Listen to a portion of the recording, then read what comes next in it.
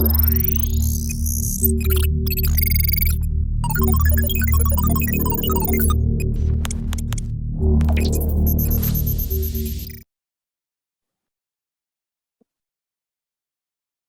bagian 4 ini, kita akan lanjut ke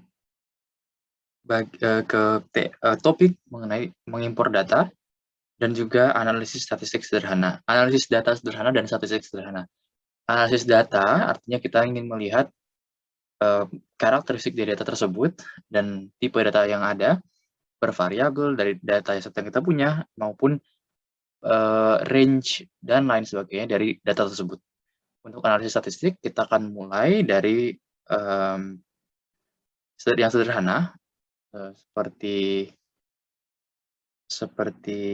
t-test sampai ANOVA, dan juga ada OLS regression. Kita akan langsung ke RStudio, pastikan sudah RStudio. Lalu untuk ini ada namanya prasyarat, pastikan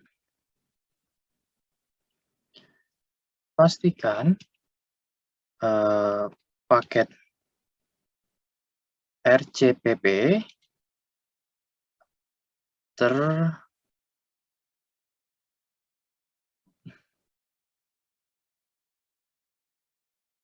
terbaru. Ya, kita bisa seperti biasa install.packages, lalu tulis diketik ya, tanda petik RCPP seperti ini. RCPP nanti akan terupdate. Dan ini sudah terupdate, jadi kita akan bisa langsung. Oke, sekarang kita akan mulai dari penamaan objek. Kita akan recap, di mana pertama kita sudah harus ingat jika X besar dan X kecil tidak sama. Ya, jadi ini case sensitif.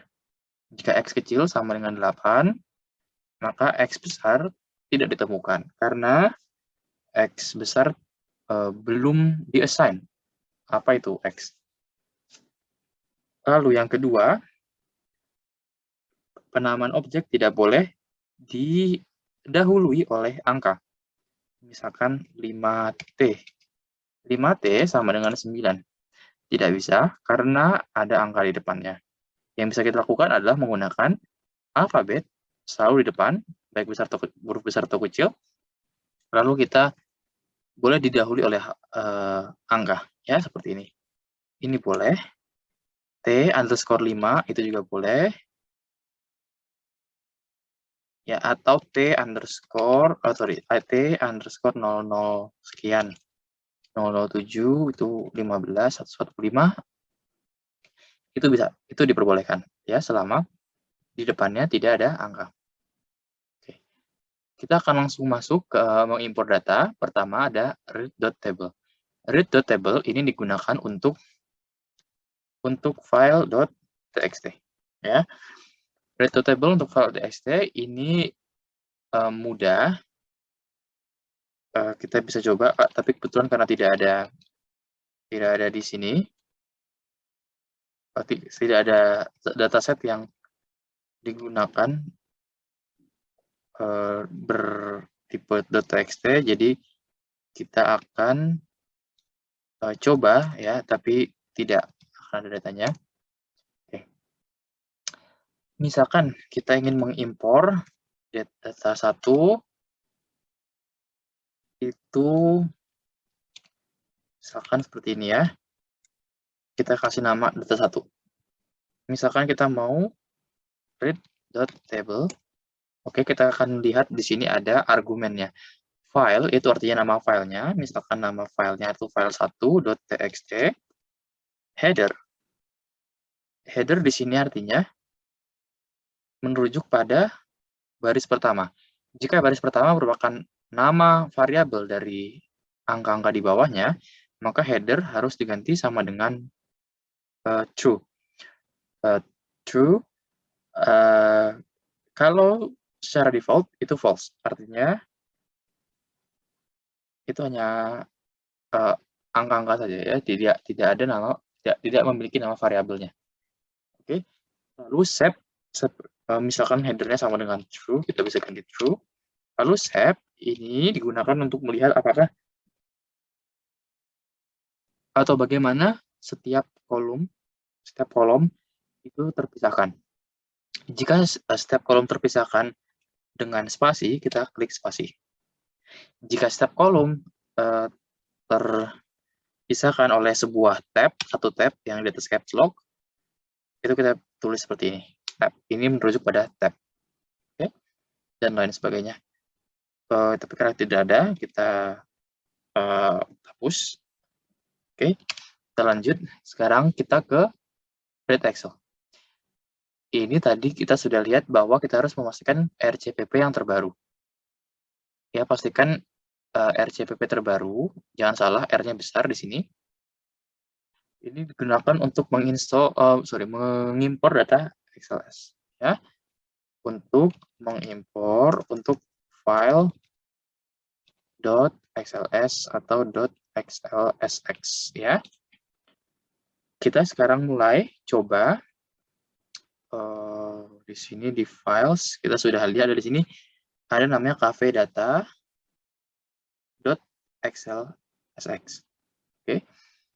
Kita di sini mau mencoba mengimpor cafe data. Cara yang pertama yang paling mudah adalah dengan klik file, lalu import dataset. Kita di sini klik Excel. Oke. Lalu kita browse. Kita klik cafe data. Open. Oke. Kita bisa ganti namanya itu DF, data 1. Ya. Di sini, di sheet, jika kita memiliki banyak sheet, nanti di sini akan secara otomatis keluar sheet 1, sheet 2, sheet 3, sheet 4, dan lainnya kita pilih mana yang mau dipilih. Ya, di R, kita hanya bisa memilih mengimpor setiap sheet ya, sekali mengimpor itu satu sheet. Ya, jadi pastikan datanya dalam sheet yang sama jika ingin mudah, atau jika tidak mungkin 2 saja atau 3 ya, sehingga tidak terlalu banyak mengimpor file. Oke, kita data 1. Tapi kalau misalkan ada di sheet lain, kita bisa impor lagi, kita ganti data 2 atau data 3 dan seterusnya ya. Kita sekarang impor. Ini sudah ada. Oke, sekarang ini otomatis view. Kita di sini lihat bahwa data 1 itu merupakan objek yang berupa observasi, 48 observasi dari 22 variabel. Di sini kita lihat bahwa ada variabel banyak sekali, date, day of week, red, and salt, dan lain sebagainya. Oke, total items dan wasted dan lain-lain. Ini namanya variabel. Variabel ini yang tadi kita sebut jika header sama dengan true di .txt. Ya, kalau misalkan tidak ada nama ini, maka kita bisa header sama dengan false. Tapi kita tidak perlu menulisnya karena by default argumennya sama dengan false. Yaitu untuk .txt tadi. Oke, sekarang kita sudah punya data 1. Lalu lanjut kita coba attach ini sebenarnya tadi datanya mungkin ada ini ya, ada spasinya kurang bagus mungkin kalau ada spasinya, tapi coba kita coba membuat data frame sendiri. Data.frame misalkan X1 sama dengan oke.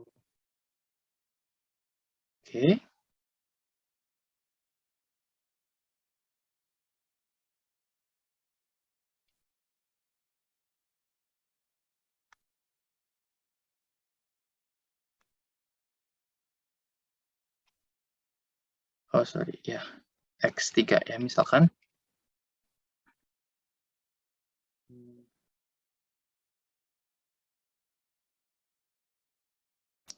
Oke. Oke, ada yang beda ya, harus 345. Oke, ini harus ditambahkan. Akan 13. Pas. Oke, sekarang kita punya data frame 1, DF1. Jika kita klik, kita panggil df1, maka kita punya x1, x2, x3.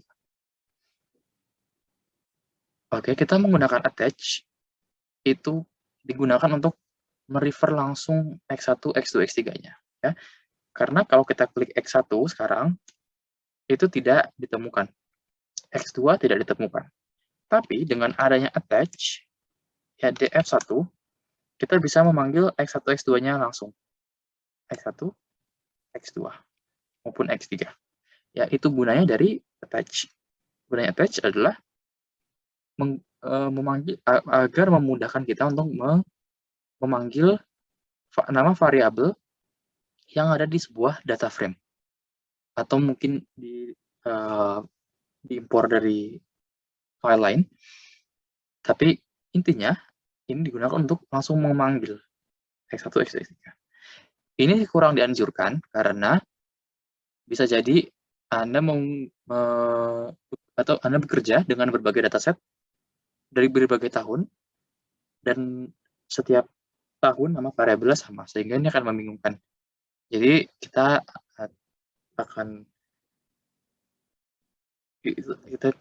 tidak akan menggunakan attach kecuali memang data yang dikerjakan tidak banyak atau tidak berulang, sehingga kita bisa tidak perlu menggunakan attach, ya. Tapi kalau data kecil bisa digunakan. Sekarang kita lanjut untuk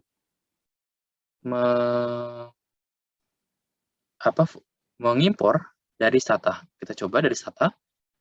Dari Stata kita harus mengimpor dulu library, ya, foreign. Library foreign pastikan sudah diinstal juga, install.packages foreign. Ini digunakan untuk mengimpor data set dari Stata. Ya, kita misalkan punya df, sudah punya df1, data 1 ya. Sekarang ada data 2. Data 2 kita bisa lihat dari read.dta. Oke, kita lihat di sini package-nya yang foreign, ya. Read.dta file,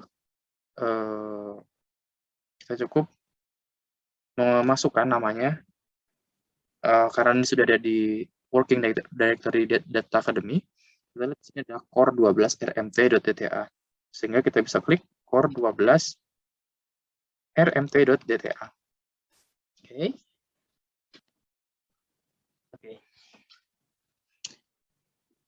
Kita lihat bahwa sekarang sudah kita punya data 2.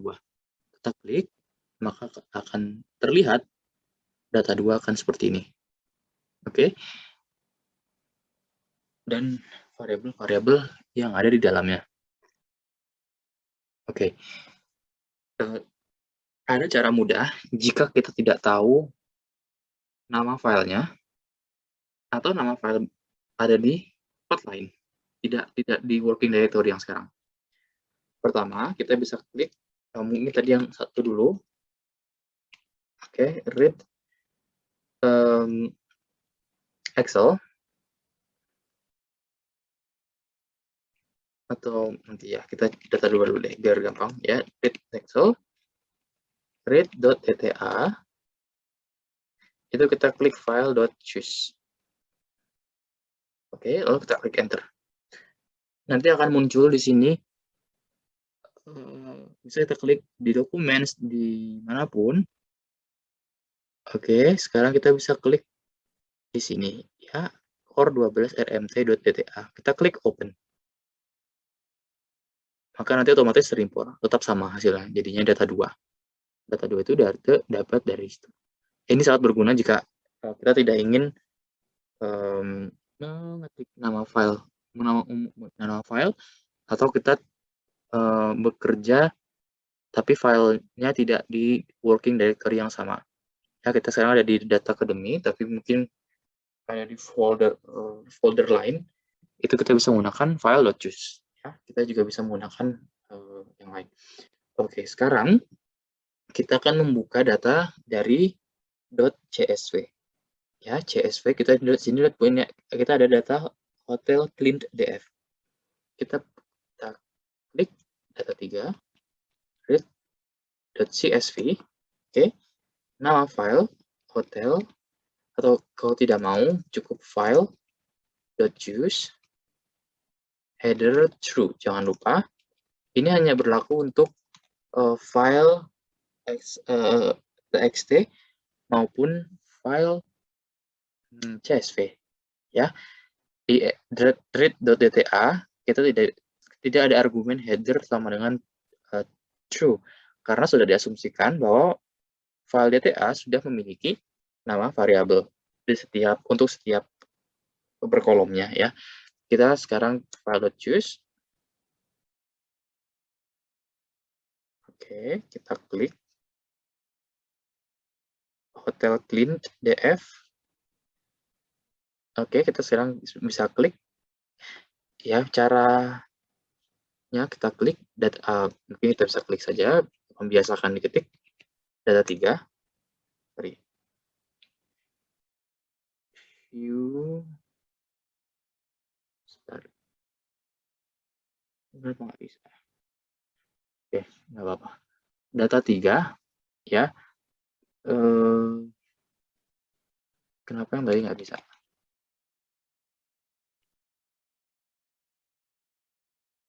Oke, nggak apa-apa, nggak masalah. Seharusnya nggak ada masalah kalau diketik. Oh, sorry. View-nya besar, ya. View data 3, ya. Oke, V-nya besar.